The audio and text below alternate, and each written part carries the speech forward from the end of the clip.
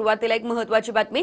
MPSC कडून औषध निरीक्षक पदाची भरती प्रक्रिया रद्द करण्यात आली आहे. पेपरफुटीच्या आरोपांनंतर एमपीएससीने हा मोठा निर्णय घेतलेला आहे. एकंदरीत लवकरच फेरपरीक्षा होणार असल्याची देखील माहिती मिळते.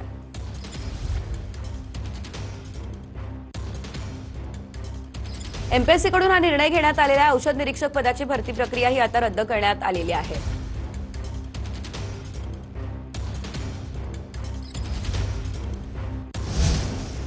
आणखी एक महत्त्वाची बातमी ती म्हणजे पेपर लीक नंतर रोहित पवार यांच्याकडून एमपीएससी आयोगावर ताशेरे ओढण्यात आले. राज्यभरात एजंट मार्फत 40 लाखांना पेपर विकला गेल्याचा गंभीर आरोप देखील आता करण्यात आलेला आहे.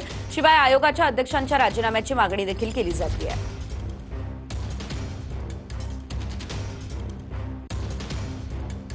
या संदर्भात आता रोहित पवार यांनी केलेलं ट्विट आपण पाहूया. त्यांचं ट्विट आपल्या टेलिव्हिजन स्क्रीनवर. पेपर लीक झालेली औषध निरीक्षक पदाची परीक्षा अखेर एमपीएससीने रद्द केली. पेपर लीकचा मुद्दा पुराव्यासकट समोर आणला असं देखील रोहित पवार यांनी आपल्या ट्विटमध्ये म्हटलेलं आहे.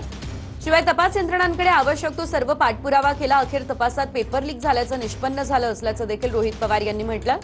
आमच्याकडे आलेल्या माहितीनुसार एजंटच्या रॅकेट मार्फत 40 लाखाला पेपर विकला गेला. ही वस्तुस्थिती माहिती असंही रोहित पवार म्हणाले.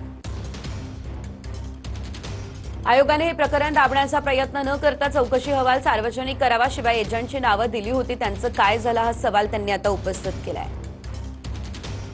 सामान्य प्रशासन विभागाच्या मंत्र्यांनी देखील यावरती सरकारतर्फे भूमिका मांडून राज्यातील जनतेला वस्तुस्थिती सांगावी असं देखील त्यांनी म्हटलंय.